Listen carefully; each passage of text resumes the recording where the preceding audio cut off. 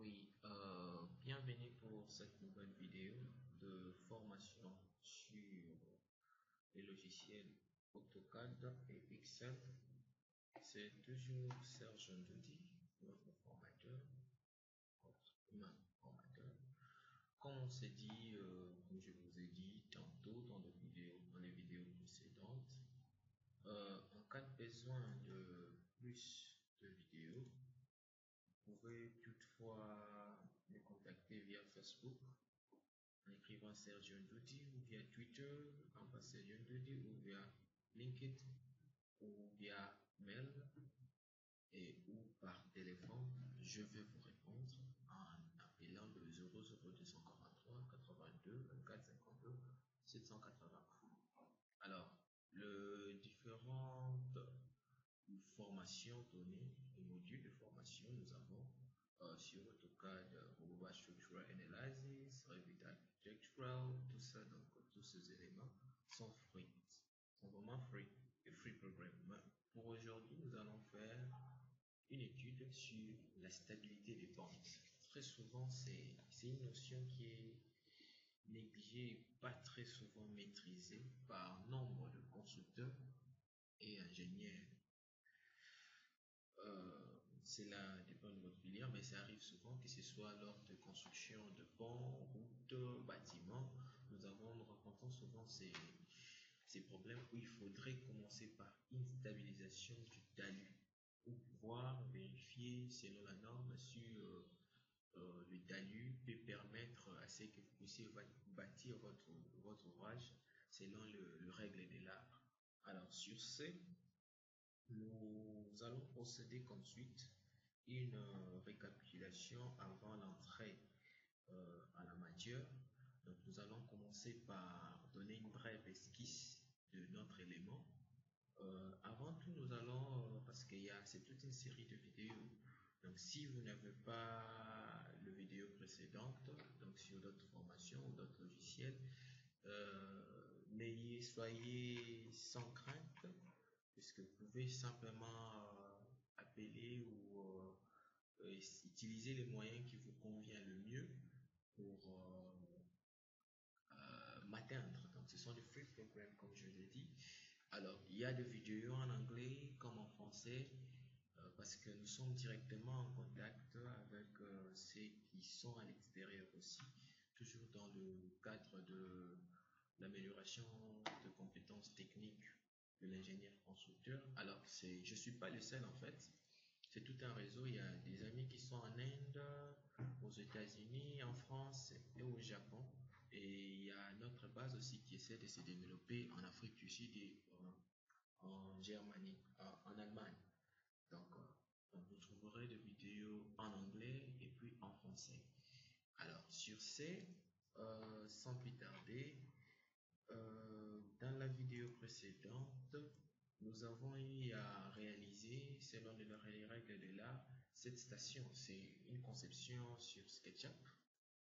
Donc, une station où vous avez au moins, vous avez 1, 2, 3, 4, donc vous avez 8 zones d'approvisionnement, 8 éléments d'approvisionnement avec chaque élément alimentant, approvisionnant ou bien alimentant de deux côtés.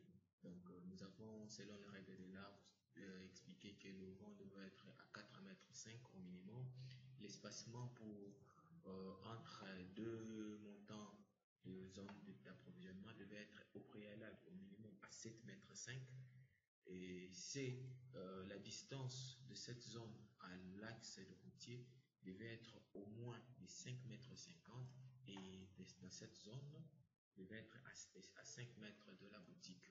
Donc, ça c'est l'élément que nous avons vu précédemment dans notre vidéo d'avant sur la station, et nous avons aussi réalisé les calculs robots de cet élément.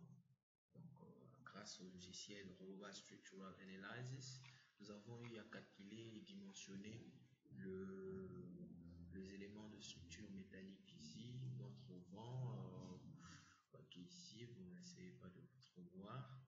Alors, à part ça, qu'est-ce que nous avons eu à faire de plus? nous avons eu aussi à calculer ces bâtiments, qui est un bâtiment R plus 10 avec deux sous-sols, qui a pour particularité d'être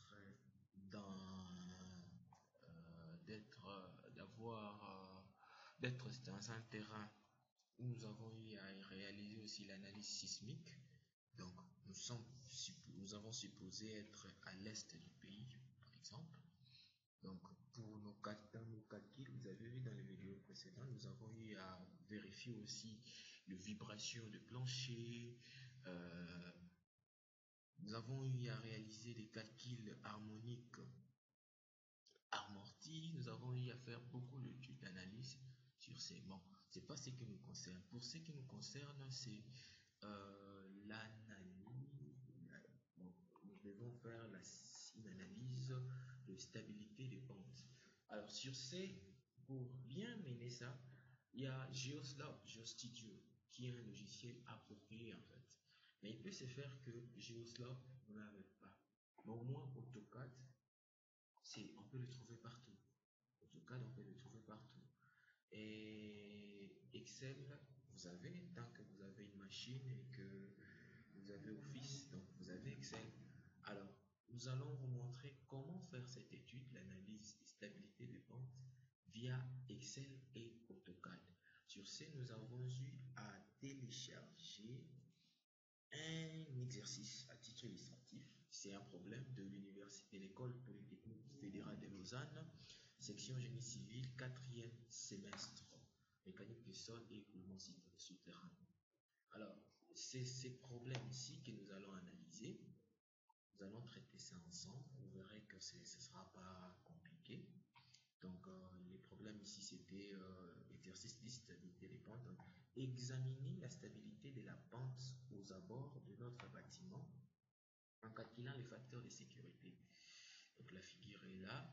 Nous avons ici collision, alluvion, lacustre. Donc, on donne différents paramètres. Donc, ça, on nous donne les collisions. Ici, c'est un sol cohésif parce que nous avons une cohésion qui est à 5 kN par mètre carré. Et l'angle de frottement interne, nous avons ça. Et donc, c'est un peu ça. Nous avons nos données géotechniques qui sont là. Donc, ils ont essayé un peu de faire l'équilibre de la tranche.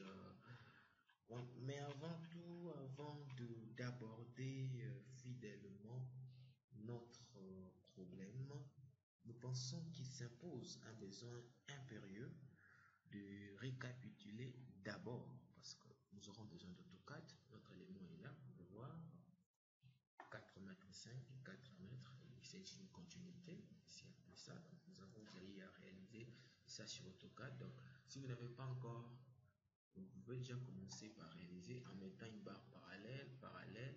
On faisait la croix et vous déplacez 4 mètres 5, 4 mètres, vous faites l'hypoténuse, vous avez ça. Alors avant d'entrer dans le vif du sujet, nous pensons qu'il est un besoin impérieux de commencer par un rappel de la stabilité des pentes. Mécanique des sources, nous allons nous cramponner sur la théorie donnée exposée dans l'ouvrage Mécanique des sols avancés.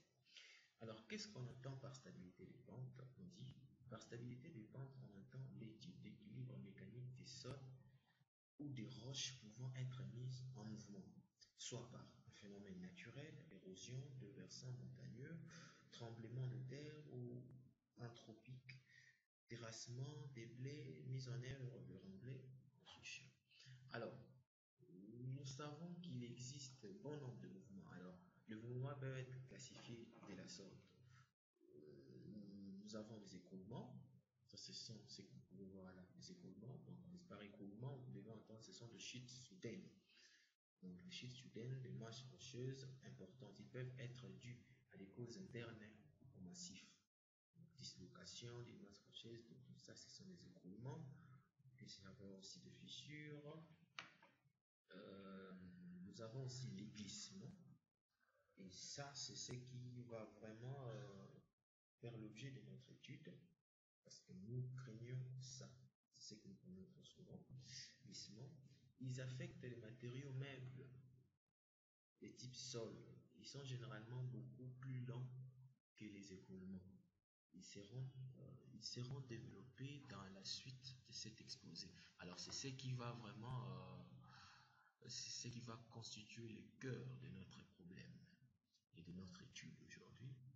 Les glissements peuvent être rotationnels, donc il y a un axe de rotation, c'est comme si ça tournait, ça rotait autour d'un point, et que vous pouvez trouver un axe de rotation, bien qu'il soit fictif ou imaginaire. Alors, toujours dans le type des mouvements, nous pouvons avoir les coulées. Donc, ce sont les types de mouvements. Alors, ce qui va nous aider, nous allons nous baser sur les études parce que nous pouvons déjà voir dans notre problème, le problème que nous allons traiter, le terme nous impose calculer par la méthode de Bishop simplifiée. Facteur.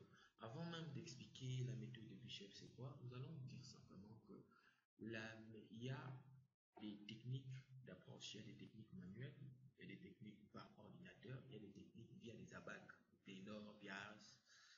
Mais dans les techniques manuelles ou comme logicielles, une méthode qui s'impose, qui est généralement utilisée, c'est la méthode par tranche.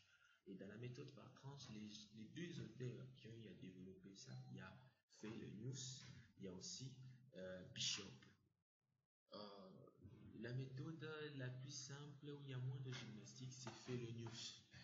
Mais nous allons vous montrer aussi la méthode de Bishop parce qu'il s'impose pour notre problème aujourd'hui. Nous allons utiliser Bishop.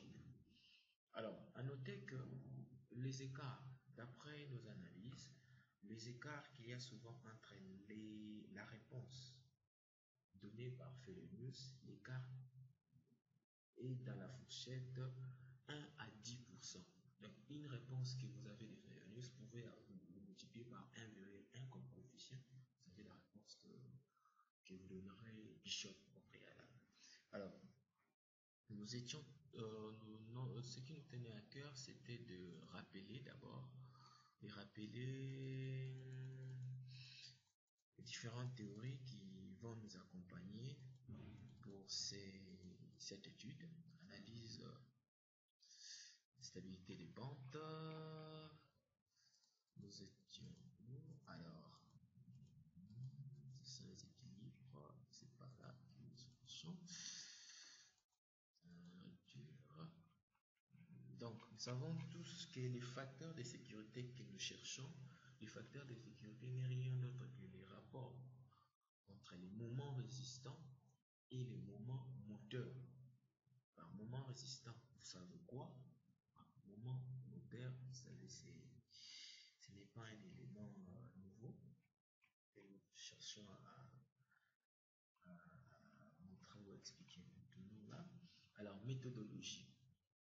Il a été vu comment calculer les coefficients de sécurité, donc facteur de sécurité, moment moteur. Alors, pour ce qui est de méthode, nous avons vu que 3 possibilités s'offrent aux techniciens supérieurs pour la recherche des coefficients de sécurité. Il y a les méthodes manuelles, telles que je l'ai dit tantôt, la méthode de calcul sur ordinateur, la méthode des abacs, la méthode manuelle. Nous présentons en termes de méthodologie le cas où la méthode manuelle pour la méthode manuelle, vous avez besoin de ces tableaux, les tableaux qui descrivent. Alors, nous avons préparé pour vous une feuille Excel qui est basée sur Frobenius, mais sachez-les bien que une fois que vous respectez ça, vous avez, grâce à cette feuille Excel, une réponse automatique de Bishop. Vous pouvez bien le voir. Frobenius, en calculant, ça c'est un exercice que nous avons eu à faire précédemment. C'est un autre, c'est pas celui-ci.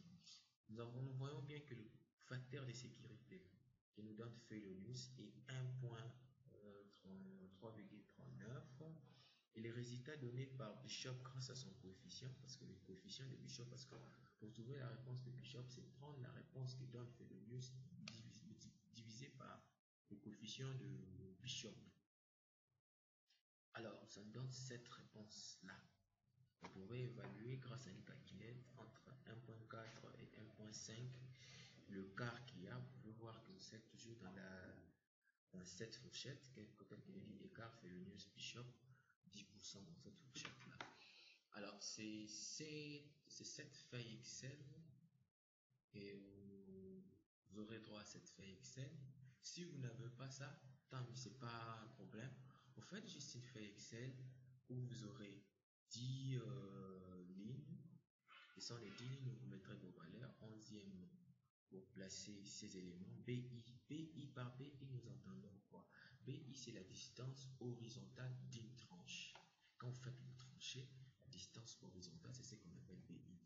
SI, c'est la surface de la tranche.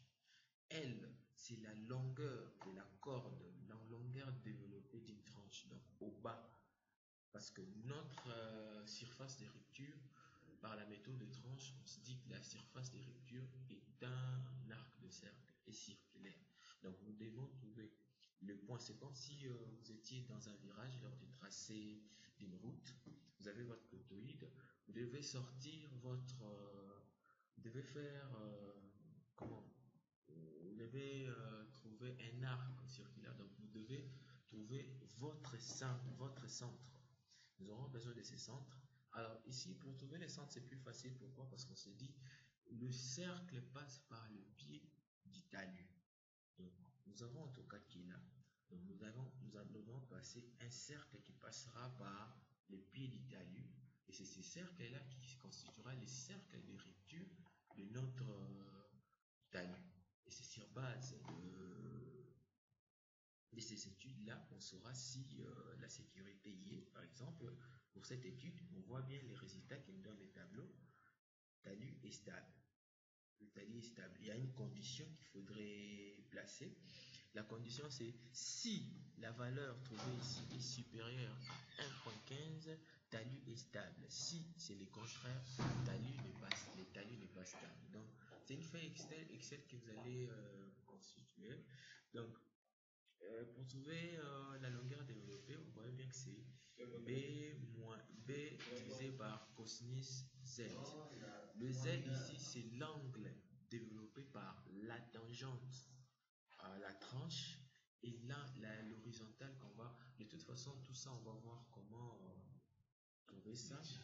Et gamma, c'est les poids spécifiques de notre élément. Par exemple, pour notre problème ici, les poids spécifiques, c'est 20 kN par mètre cube, donc c'est partout. Donc, nous serons certainement là. On va voir si notre cercle de rupture passe par ici. Donc, on doit aussi considérer ça. Nous avons toujours 20, 20, 20, 20, 20. Donc, nous voyons déjà que ici, nous allons placer 20, 20, 20, 20. Et ici, du coup, lorsque vous remplissez les deux éléments ici, vous aurez directement automatiquement la réponse ici. Parce que la réponse ici, vous voyez bien que quand vous avez ça, c'est la combinaison de la surface multipliée par les poids spécifiques qui te donne le poids. En fait, le poids de la tranche. Donc, vous avez ça. Si la cohésion y est, c'est 5, 5, 5, 5, 5.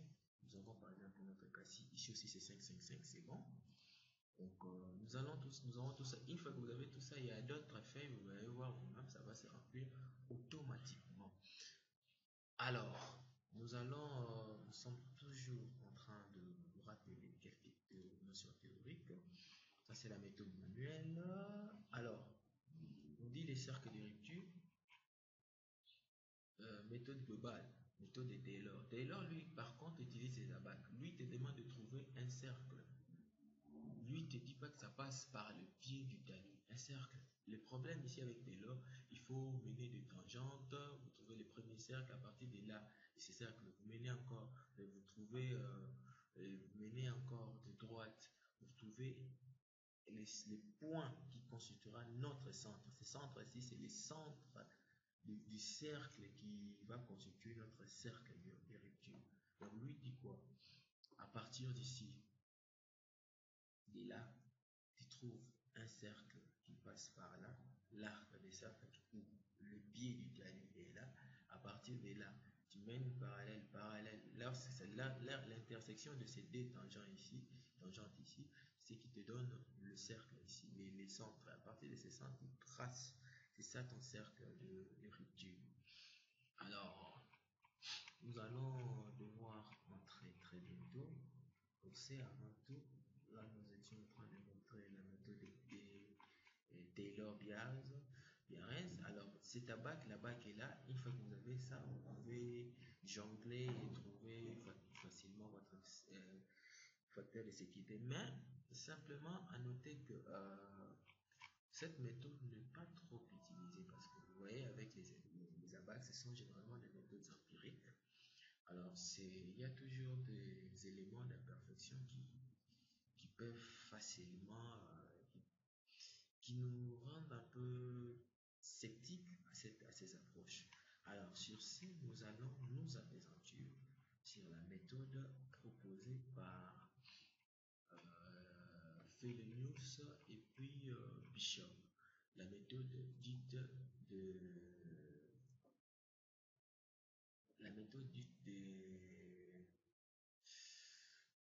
tranchées, méthode par tranche.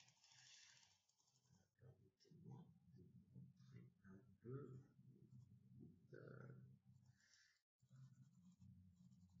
Donc, nous sommes toujours dans la méthode de Frobenius. Dans la méthode de Frobenius, appelée méthode suédoise, on considère que les lignes de glissement et de forme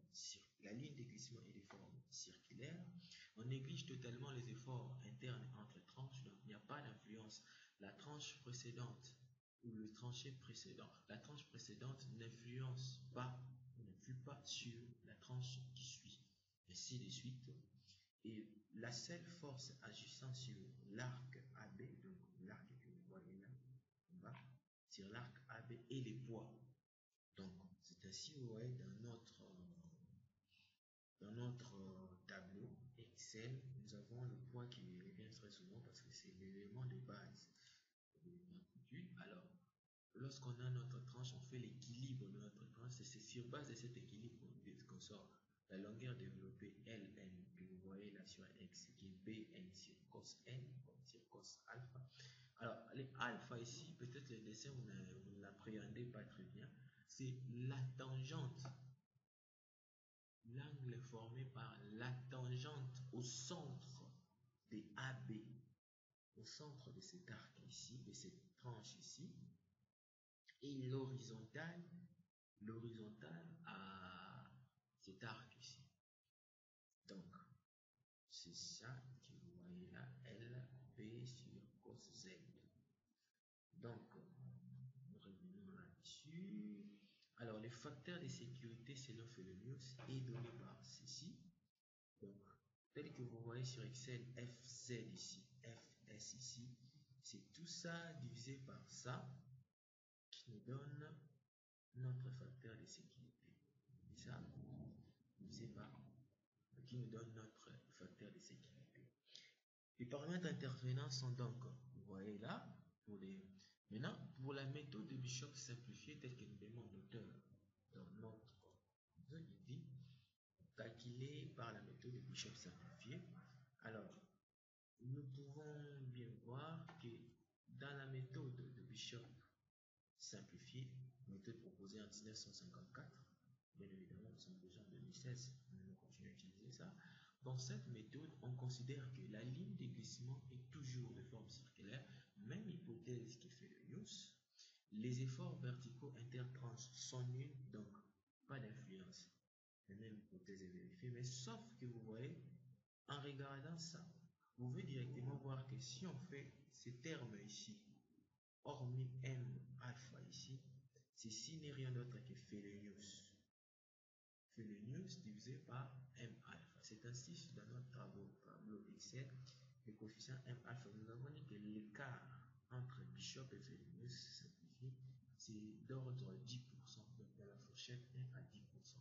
Donc une réponse donnée par Frobenius, quand vous multipliez par 1.1, vous avez la réponse que vous donnerez Bishop. Alors, après ça, je pense bien que donc, La méthode de Phelonius donne des résultats pessimistes par rapport à la méthode de Bishop. L'écart sur Fs peuvent atteindre 10%. La méthode de Phelonius a l'avantage de simplicité et donc peut être utilisée dans tous les cas courants. Alors c'est ainsi les coefficients de Bishop est trouvé en prenant cos alpha i. Vous savez bien, alpha i c'est l'angle formé par la tangente à une tranche et puis l'horizontale à cette tranche, et tangente alpha, tangente phi, vous connaissez phi c'est l'angle de frottement interne, alors vous connaissez fs et les facteurs de sécurité de Phénomène, vous avez ça. Donc maintenant là, après ces petits rappels, je crois bien que nous pouvons entrer dans le vif du sujet. Alors sur ce, nous commençons avec AutoCAD. Notre problème qui est là, 4,5 m et à l'horizontale et en verticale, nous avons 4 mètres. C'est là notre problème. Alors, d'entrée de jeu, nous allons tracer un cercle qui passerait par le pied du talus. Alors, nous disons que nous devons tracer un cercle. Alors, la technique est la suivante. Vous prenez votre simple préalable vers le haut, et puis vous venez vous approcher justement là pour que votre cercle passe par le pied du talus. Nous avons en fait ça. Je vais effacer cette barre. J'aurai besoin de ça pour la suite.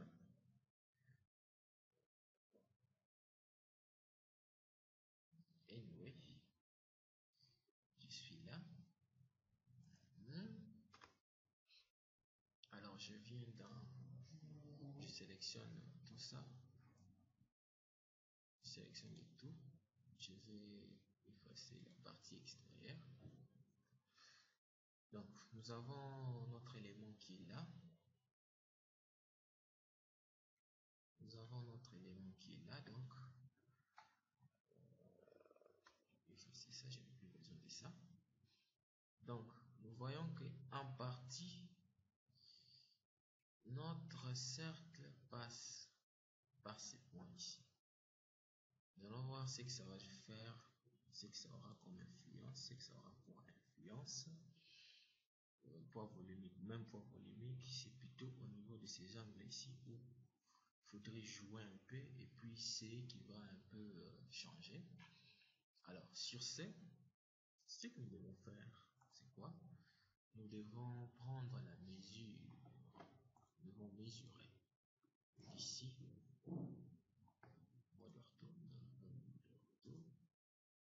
ça, c'est en fait 6 mètres 25. 6 mètres 25. Alors sur ce que nous devons faire, nous devons réaliser 10 tranches. 10 tranches, c'est-à-dire ce que nous devons faire ici, c'est diviser cette valeur 625,85 divisé par 10. 625,85 divisé par 10, on fait ça, vous aurez 62,585, c'est ça. Vous avez 62,85. Donc j'espère bien que jusque là ça passe bien, comme j'étais en train de dire.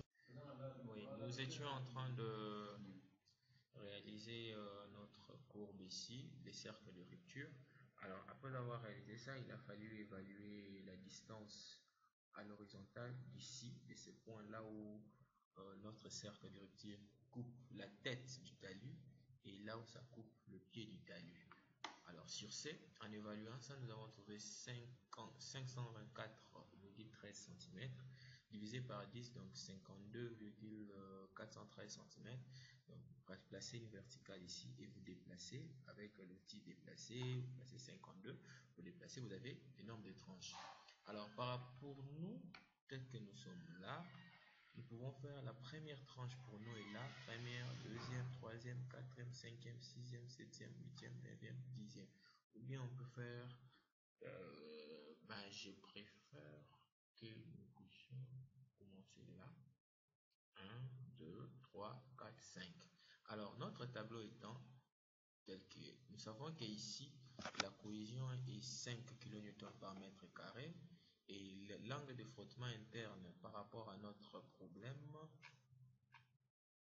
l'angle de frottement interne pour la partie en jaune de l'union, c'est 29 degrés et c'est ce que nous avons placé. 29 degrés, l'angle de frottement interne. Attendez, il y a cet élément ici que je dois changer. Là, pour remplacer. Ok, ça c'est l'angle de frottement interne qui est de 29 partout.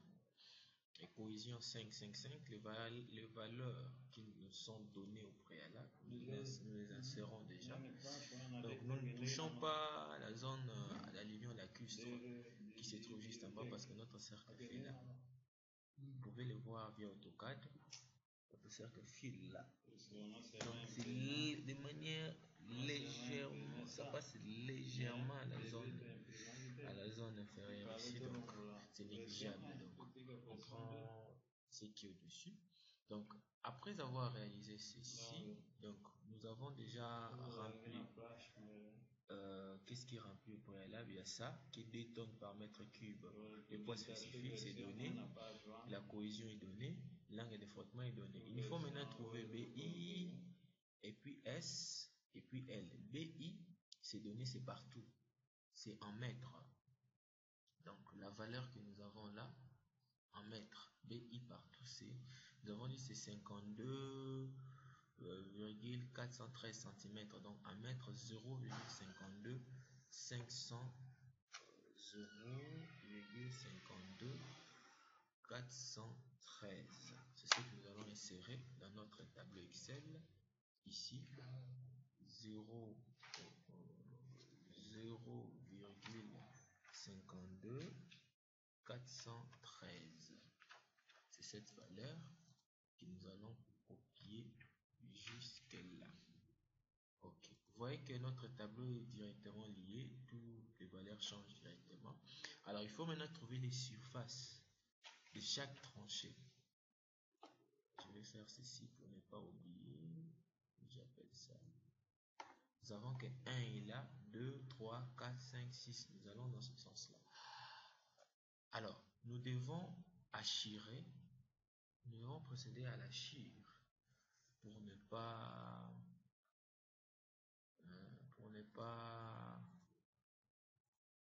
se perdre, pour évaluer la surface. Faisons là. Mais là, achire. Je valide. Enter. Alors, vous remarquez que normalement, je peux continuer, faire des achires de manière continuelle, partout, achirer partout, mais vous remarquez que j'assure par morceau, tranche par tranche. Pourquoi? Pour que je puisse bien identifier les comportements ou les propriétés de chaque tranche de manière indépendante. Alors, nous continuons avec nos achires. Valider. Ok. J'achire encore le suivant. Je suis là. Ok. Je valide. J'assure encore le suivant. Les points. J'assure. Ok. Valider. On assure. Add big point. Mais là. Valider. Valider. Ok. Je prends. Add big point. Là. Valider. Oui. Ok. Add big point.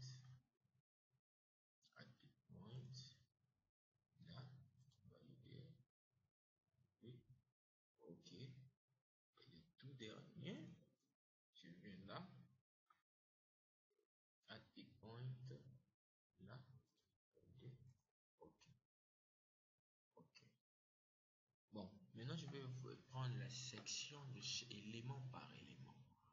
Si je clique là, j'ai les gradients, j'ai les informations. Je peux faire donc qu'est-ce que j'ai fait? Je viens au niveau du clavier, j'écris, si c'est votre AutoCAD en anglais, vous écrivez Aria, Enter. Si c'est en français, vous écrivez R. Donc je viens là.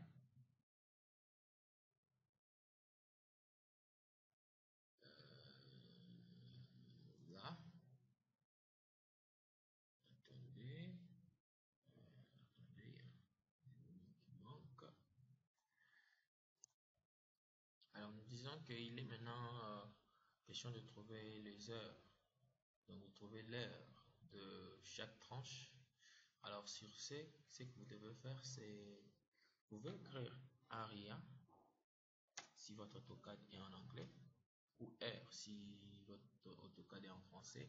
Mais la méthode la plus simple, facile et précise, c'est que je clique sur la tranche au niveau de la shield, je fais clic droit, je viens dans Properties.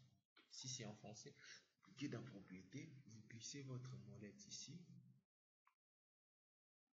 Votre molette ici. Au niveau de, je vois bien ARIA ici, 4359.20. Pour voir, par exemple, moi maintenant là, j'ai paramétré quand j'étais au niveau de AutoCAD, au niveau des outils Drawing utilise, quand je vais dans Unite, je travaille en centimètres. Donc, ma réponse ici est en centimètres carrés.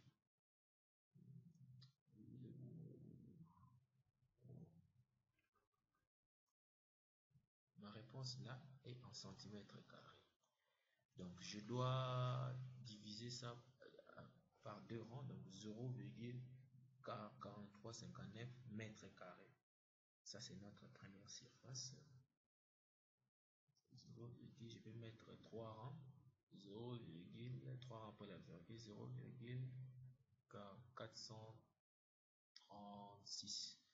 Ok, je vais là, 0 surface, 0,436. Ok, c'est la première surface. Je reviens sur AutoCAD, deuxième surface. Deuxième surface, nous avons 0,943, 923, 925, 0,925, 0,925, 925. Ok, troisième surface, je suis là. C'est 0, je pense bien, je vois 1, 4 là, donc 1,39, 0,39. 1,039. Ok. Quatrième terme, je suis là, clique là, j'ai dans ce sens 1, 2, 1,400, 1,43. Ok. 1,043, 1,043. Suivant. Sur AutoCAD, le suivant il est là. Nous avons rien. Donc 0,986. 0,986. Ok.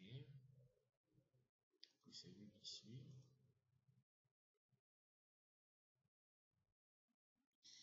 0,884.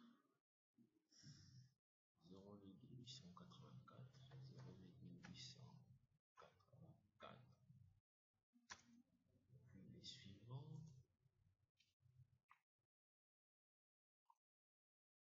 c'est celui-ci,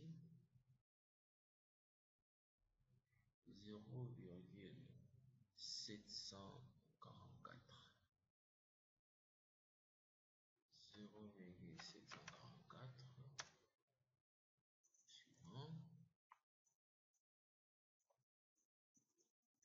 celui-là, si on passe, 0,571, 0,571, les suivants, je suis là, 0,366, 0,366. Puis les suivants et tout dernier, nous avons 0,129. 0,129 mètres carrés. D'accord. Bon, enregistrer le contrôle. Jusque-là, rien ne change notre élément. Maintenant, nous allons évaluer B. Les Z, pour C, on doit trouver d'abord l'angle. Une fois qu'on trouve l'angle ici, je suis sûr que les Z va se trouver directement, les L directement, parce que les L, quand je clique là, vous voyez bien que c'est BI divisé par cosinus Z. Cosinus Z est là. BI est là. Cosinus Z est là. Donc, nous devons trouver l'angle. Pour trouver l'angle, tel que je vous ai dit tantôt, vous venez sur AutoCAD. On va commencer d'abord par enlever nos hachures qui nous ont permis de supprimer nos hachures. Delete. Moi, je peux faire éléments identiques.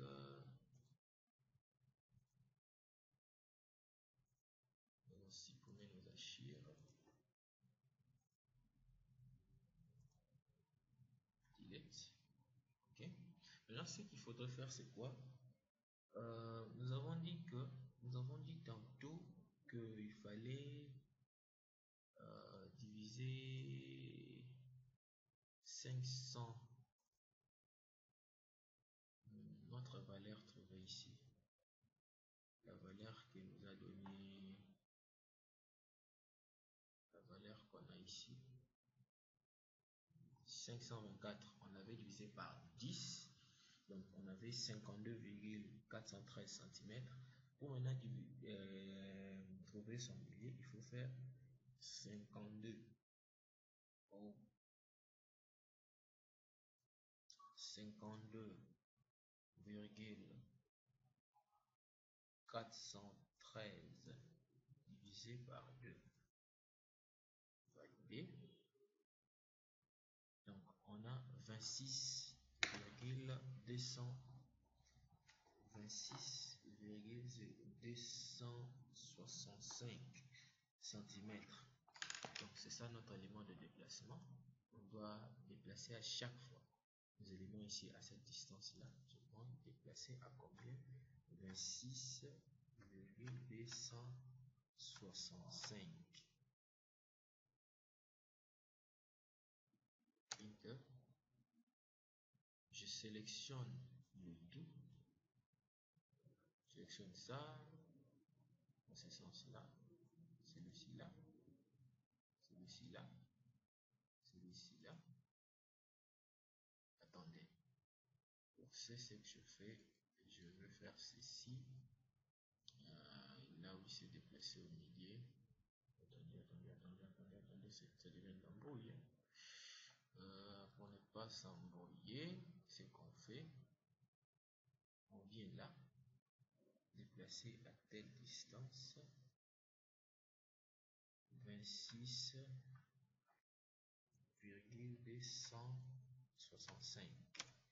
Vous venez, vous prenez le premier élément que vous déplacez là jusque là, et vous prenez, vous le sélectionnez,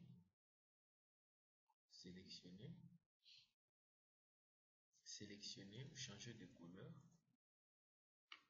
Changer de couleur. Mettez ça, non, non, non, on ne peut pas mettre ça de rouge. Mettons une autre couleur de bleu par exemple. Ok. Maintenant, je vais prendre ça, je vais déplacer ça à cette longueur ici chaque fois parce que nous sommes déjà au milieu.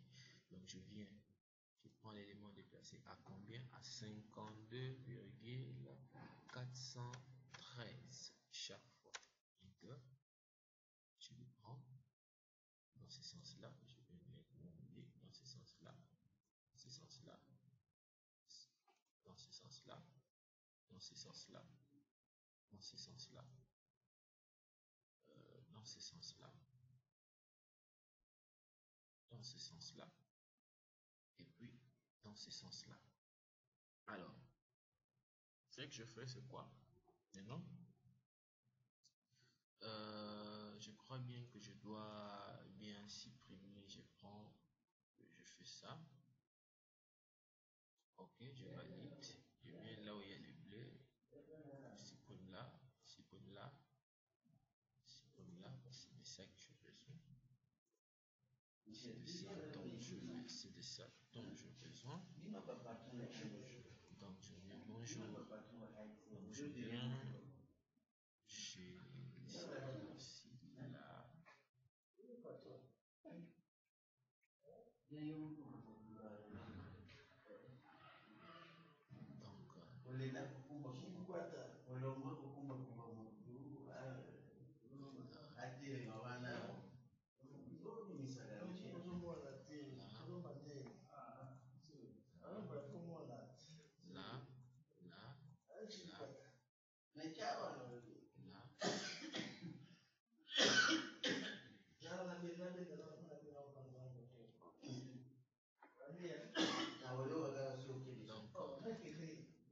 Faisons une pause parce qu'il y a un peu de bruit.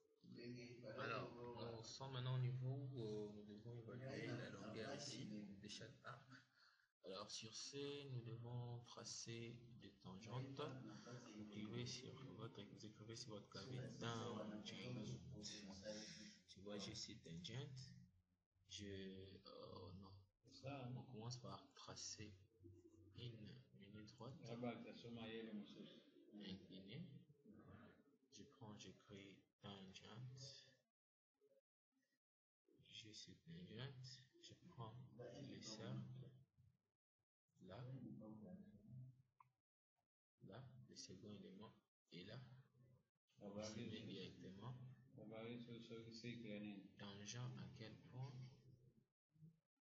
Et je prends maintenant, copier. Il faut s'assurer que vous n'êtes pas sur mode ortho. Maintenant, vous venez à chaque point, copier là, copier là, là, là, là,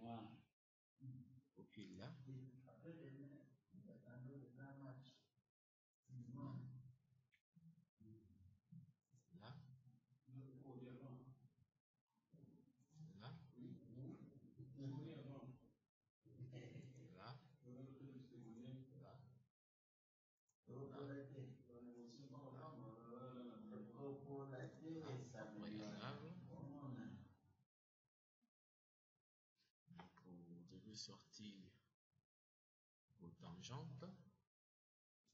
Alors ça c'est une méthode. L'autre méthode consiste à faire ceci. Façon d'abord nos tangentes. Nous effaçons nos tangentes. Nous effaçons nos tangentes.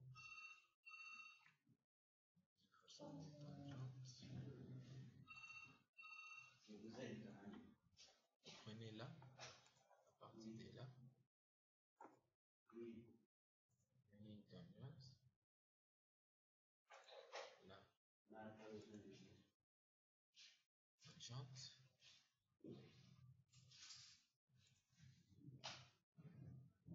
partir de là, tangente,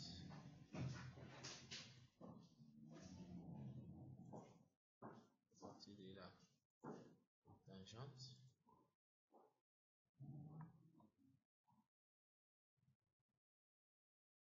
à partir de là, tangente, partir de là, il a une tangente. À partir de là, une tangente. Et là aussi, une tangente. Et là également, mener une tangente. Et là, une tangente. Alors, ce que vous faites maintenant, c'est quoi? Vous prenez, vous tracez une droite horizontale là, dans mon ortho, dans ce cas, là, je supprime. Je vais évaluer l'angle. Je vais évaluer l'angle. Pour ce fait, je vais faire arc length pour mesurer de là jusqu'à là.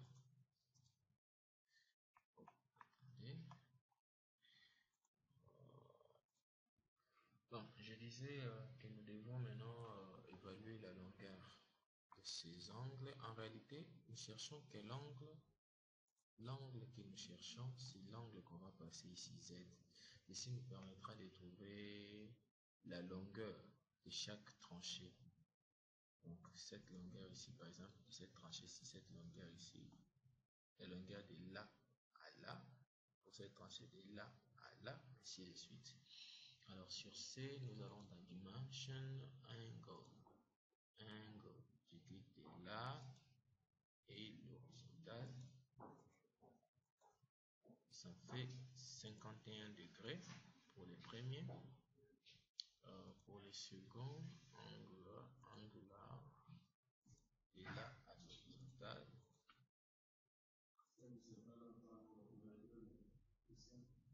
42, pardon?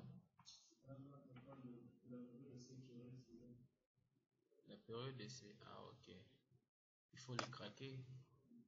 Je viens un moment à l'autre, je viens craquer ça pour vous. Bon.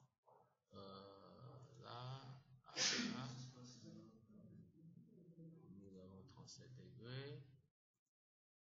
De là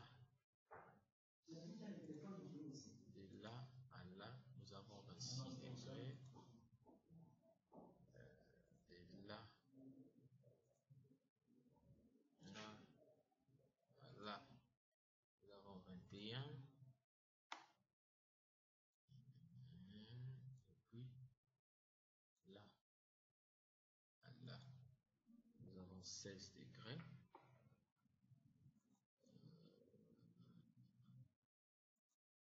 De là à là, nous avons 12 degrés. Ce que je fais, de là, nous prenons la tangente ici, jusqu'à là c'est 7 degrés.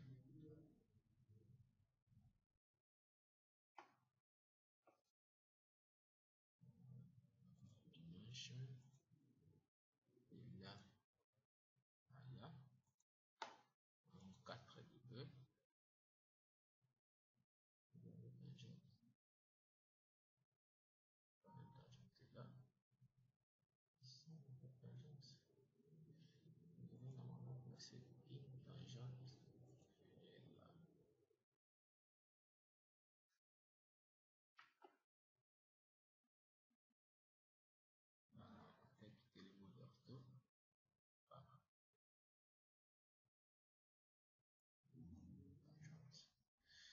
Donc, on prend de là à là. Wow, 1 degré. Donc, 51, 42, 37. On peut les noter pour aller rapidement. 52, 51, 51, 42, 37, 26, 21, 16, 12, 7, 4 et 1. Donc nous venons sur notre feuille Excel. Il est où vous êtes?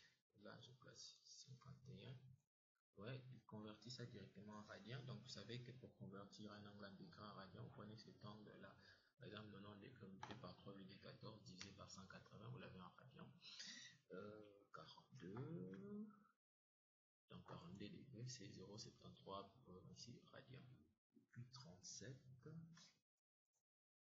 Puis vient 26. Puis vient 21. Puis vient 16. Puis vient 12. Puis vient 7. Puis vient 4. Puis vient. D'accord. Alors, nous avons du coup trouvé les longueurs ici. Parce qu'en plaçant ça, nous avons directement ça. Donc ça, c'est trouvé. Ça, c'est trouvé. Celui-ci aussi, il est trouvé. Là, ce sont les données qu'on avait au préalable. Le poids du coup est donné pour chaque tranchée. Parce que quand je clique le poids, vous voyez que c'est le poids spécifique multiplié par la surface qui nous donne ça en kilonewton, en tonnes par mètre. Nous avons ça en tonnes par mètre. Si je peux bien préciser en tonnes par mètre T par M pour éviter toute possibilité de confusion. Alors, cohésion, nous avons la cohésion. Et puis,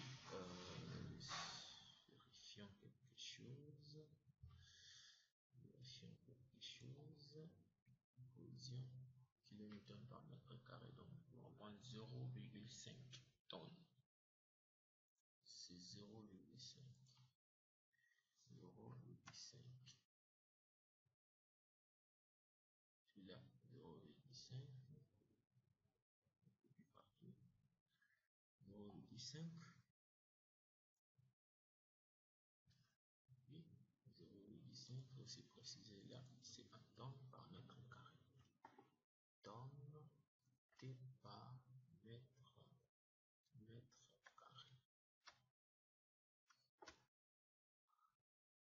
Ok. Tonnes par mètre carré. Nous avons ça. Alors, notre problème est en réalité, je ne sais pas si je peux dire quoi, c'est fini. Donc, vous voyez qu'avec AutoCAD et Excel, on a facilement résolu le problème parce qu'on avait besoin de cet angle, la surface. Grâce à AutoCAD, on a trouvé le poids, la surface qui nous a permis de déterminer le poids de chaque tranchée. On a su modéliser pour trouver chaque tranchée. On a trouvé les angles. Pour chaque, on a déplacé la droite au milieu, on met des tangentes. On évalue les angles. C'est ces angles-là en degrés qu'on a eu à introduire là. On introduit ces angles-là pris en radian. C'est ce qui nous donne le Z, sinus Z, cosine Z. Vous pouvez vérifier un sinus de 51 degrés. Vous trouverez 0,77, je pense. Sinus 51, sinus 51, 0,77, ce sont ces valeurs ici. Grâce à ce tableau ici, on a du coup le résultat 1,71, talus stable.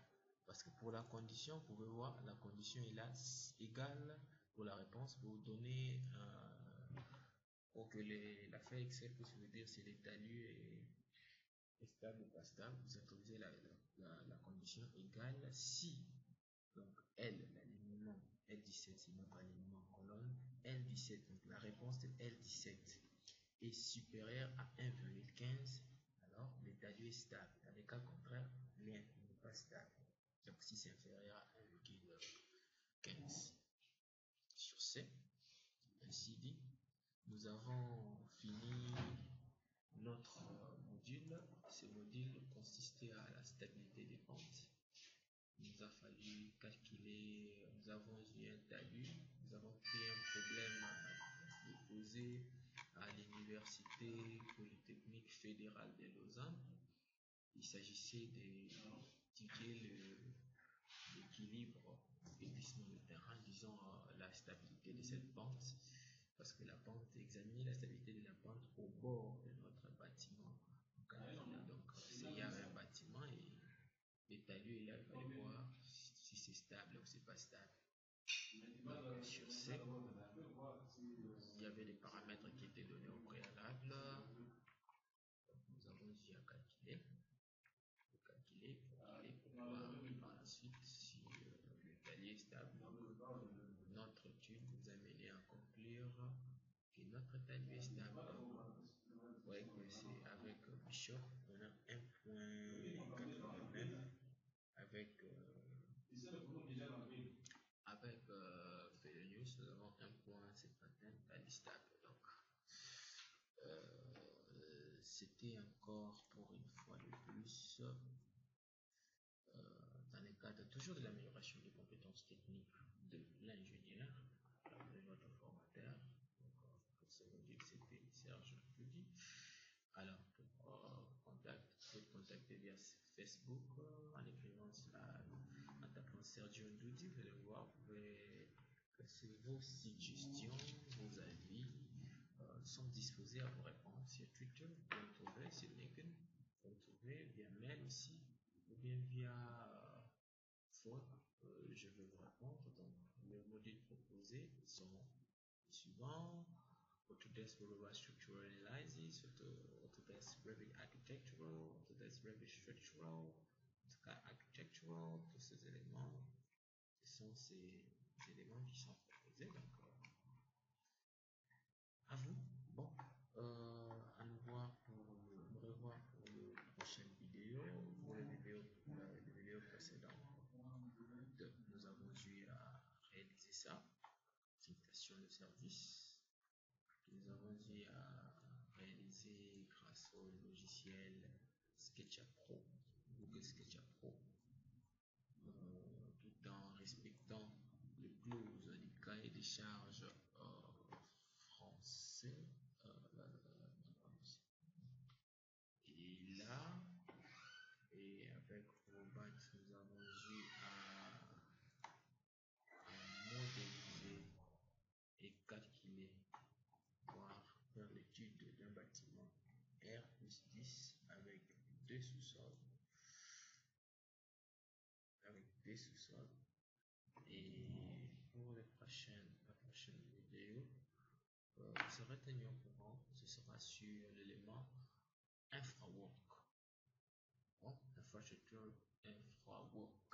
Infrastructure design suite, infrastructure design suite. Donc, pour ce module, nous vous disons au revoir et à très bientôt.